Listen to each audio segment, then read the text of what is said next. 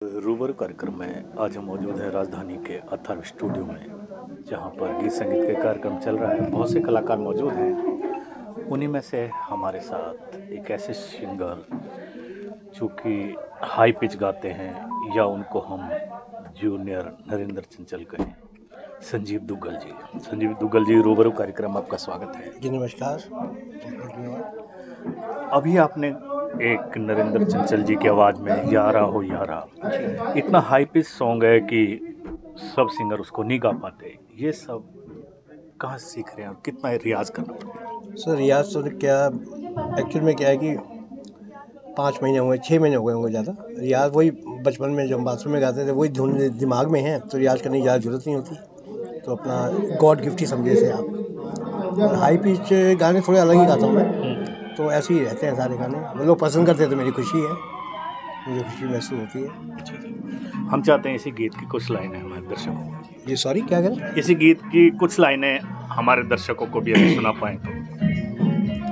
यारा ओ यारा, इश्क ने मारा, बस जो ही शब्द है वो जब बिना म्यूजिक के मुझसे आवाज़ नहीं निकलती। शुक्रिया, बहुत बहुत धन्यवाद, बहुत बहुत बधाइयाँ आपको, इतना हाई पिच गाते हैं आप।